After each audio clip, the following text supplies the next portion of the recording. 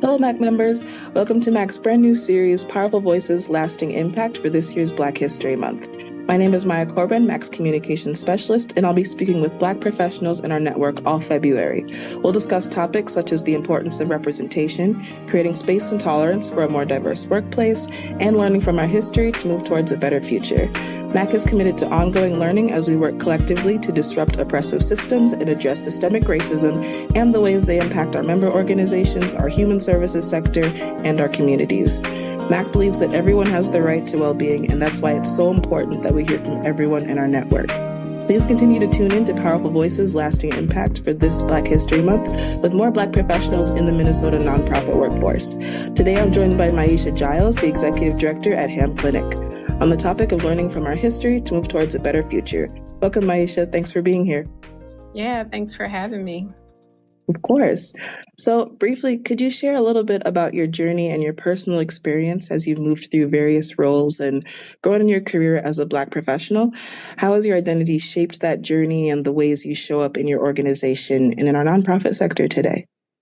Yeah, sure. So I first should start out by saying, I never had aspirations to even be on this leadership journey. My training is, I have clinical training. So all I really wanted to do was be a therapist, seeing clients, supporting families, individuals, couples, children. And my journey to leadership started because I was noticing most of what was coming up in the room for me was really about the systems that the people I was working with were facing. And so it was kind of prompted by the need to be at the tables where decisions were being made, policy decision, practice decisions, funding decisions. And so, over the past decade, probably close to 15 years now, I've had the opportunity to navigate various leadership roles in nonprofit sector, mostly in nonprofit sector, but also in government and in government adjacent sectors as well. So, one of the things that's interesting about my leadership journey is I know what it feels like to be supported as a Black woman in leadership. I learned that from the predominantly Black organizations that I had a chance to lead in. And I also know what it feels like to not be supported as a Black woman in leadership position. And I learned that from leading in predominantly white organizations. And so the way I like to show up in my leadership and what I've learned, in different organizations is I have to be able to show up authentically.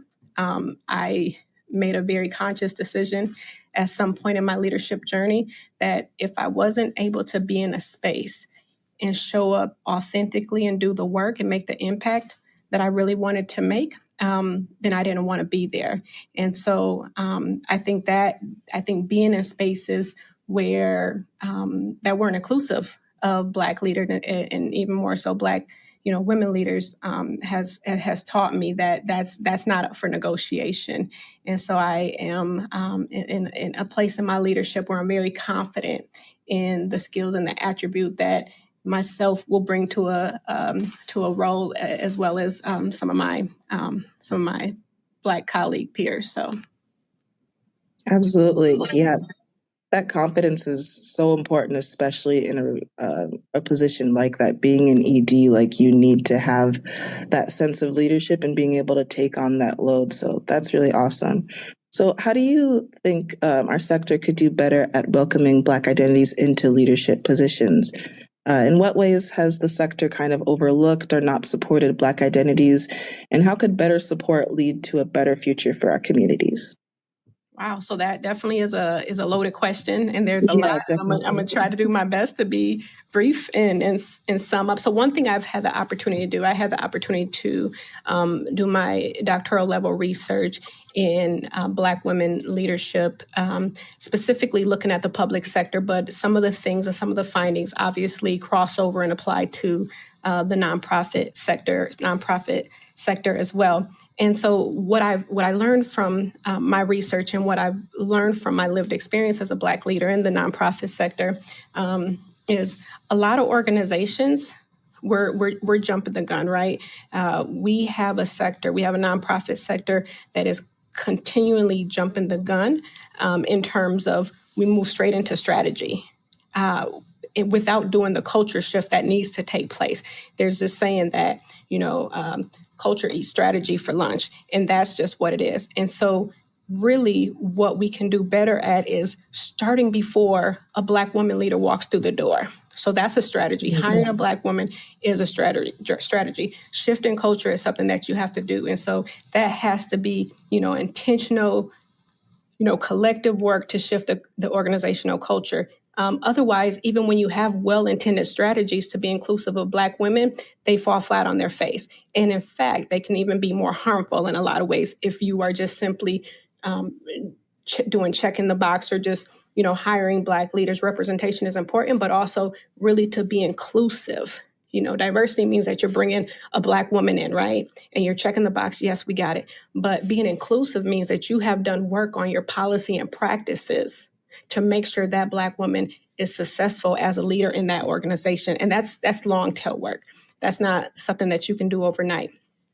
For example, we talked about like a lot of organizations, a lot of nonprofits are bringing Black women in or promoting Black women without really investing and really investing in the time that it takes to really to pull apart some of the practices and understand how they either support Black women leaders or hinder them.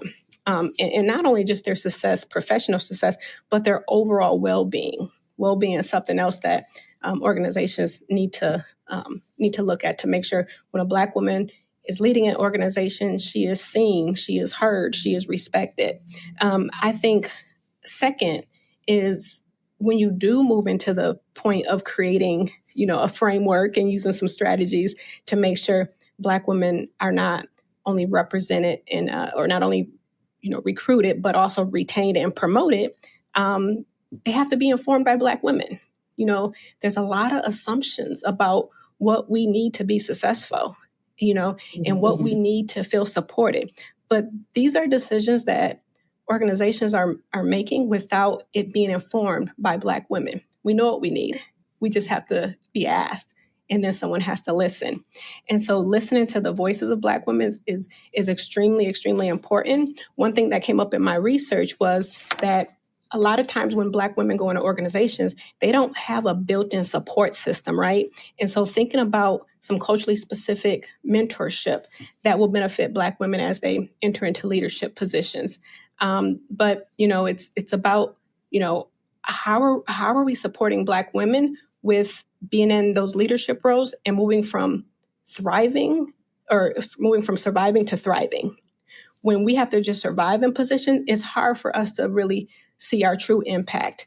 And we already know, Black communities are facing the highest disparities. And so one thing we have to think about when Black women are thriving in these positions, they're at these tables, they have lived experience, they're closer to the communities facing the disparities. So the outcomes will trickle into the communities and we will see different outcomes.